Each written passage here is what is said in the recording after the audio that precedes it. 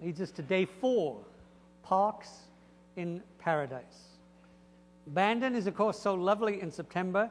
We knew it would be hard to persuade you all to leave, so this will indeed be our layover day for 2011. For those of us who get on our bicycles in the morning, we'll have a perfect rollout along scenic Beach Loop Road. Enjoy a smooth cruise out to take a look at Face Rock. You have to look at it sideways, then you know why this is called Face Rock. This is indeed an Oregon State Park, a rare state park, and a home to a huge variety of seabirds, and there's spectacular viewing of the seabirds right there from the scenic drive. Our lunch spot that day will be in a spectacular oceanfront park in Port Orford, and there's some glorious walking trails right from our picnic spot there down to the beach. There will be those, we suspect, who find the lure of the layover day too great to resist, and for them there are indeed plenty of options in downtown Bandon. This may indeed be the world capital of wind chimes. And of course, no visit to Bandon would be complete without overindulging in cranberries. Trust me, they do things in Bandon with cranberries you never knew were legal. But the biggest news of all this day, perhaps, at least for some of our riders, is that our friends at Bandon Dunes have reserved an entire series of tea times. So that those of you who want to get in early, you can reserve around at one of those magnificent golf courses being held there for us. So there it is. That's day 4, Bandon to Port Orford. Some really spectacular riding and plenty of time that day for people to get out and ride the coast and still get back in plenty of time to enjoy Bandon. So that wraps up day 4, day 5. After all this Bandon excitement, we thought it might be time for some pastoral pedaling. Time for a little backwoods charm. So we put together this day that we do indeed call Pedaling Pastoral. The theme of this day's riding is tranquility, and there'll be more on that in a moment. But basically, the theme as we head off is that we have a series of really low traffic roads wandering through that pasture land as we head inland from the coast, following those gentle waterways as they wind their way down to the ocean. We start with the back roads route right out from Bandon to Coquille. This is the home of the Coos County Logging Museum. This is perhaps our first clue as to what's coming next for Cycle Oregon, our next destination, and that is that we're heading for the very heart of Oregon timber country. One other thing I might mention here on this day is the raw joy and the certain future reward of carbo loading. This is your last chance and you should not miss it. We ride on through a maze of dairy farms and pasture land, catch lunch in the city park here in Myrtle Point, and then we follow a maze of country roads along the creeks in a total multi-directional meander. It's a magic carpet ride, working our way inland from the coast, eventually picking up again the path of the Coquille River as we make our way towards camp. Our destination this day is the kind of community for which, all those years ago, Cycle Oregon was invented. And here it is, right there on Main Street. City Hall, the Opera House, and the Chamber of Commerce. This is downtown Powers.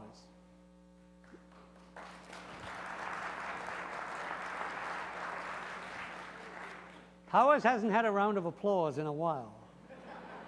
But you know, we have a saying in Cycle Oregon, the smaller the town, the bigger the welcome. And you can trust me on this. This is going to be one big welcome. Right here is Wanda's Twisted River Cafe. This is the center of community life in Powers. As you can see, Wanda takes her smoking pretty seriously. Wanda does not, however, take reservations.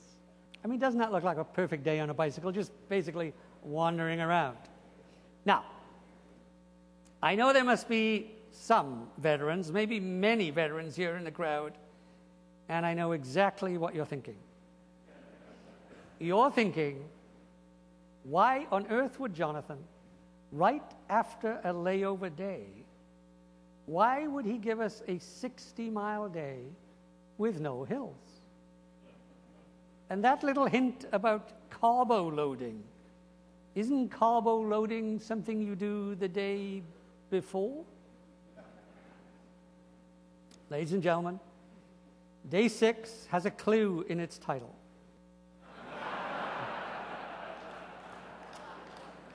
This is indeed the centerpiece of this year's tour.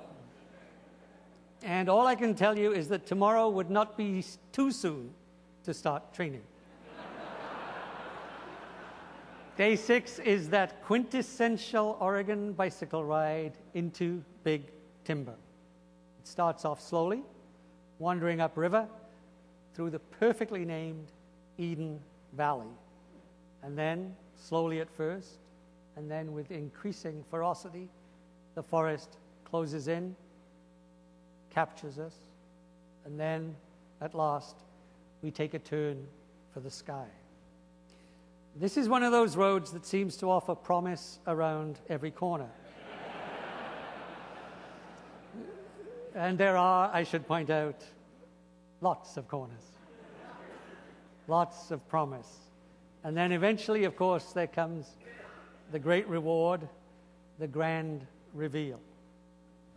And here we are on the roof of the Oregon world, and we bask in the full majesty of all these emerald waves, all these endless ripples of what all those generations of Oregon loggers called green gold. And so the clue for this year's ride, when I spoke with you all that night in Pendleton, it was, I confess, something of a riddle. None of you got it, and I heard from many of you who were deeply frustrated. But it wasn't really a clue that was a riddle. It was an actual statement, because here's where we're going. So here it is.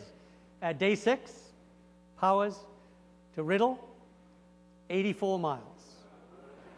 You'll notice after that first momentous climb, and then there's something a little bit easier, and then there's that thing that's going to kill you all. It's not a false summit, it's a plummet back down, and then there's the real major climb of the day. So this is indeed a classic Day 6. I look forward to talking to you all at the end of it. Please try not to bother me in the middle. And on to the finale of our tour, Day 7. This is the day we call water to wine. It's time now for the big finish. We put together a day that encompasses, we think, all the diverse miracle that is indeed cycling in Oregon. This day we call water to wine. On the outskirts of Riddle, we pass one of those great mills still thriving in the heart of Big Timber country. One of those mills that still rattles and hums with the scent of Big Timber. And then we'll ride on through the sheep pastures and llama farms, all the way out to Looking Glass.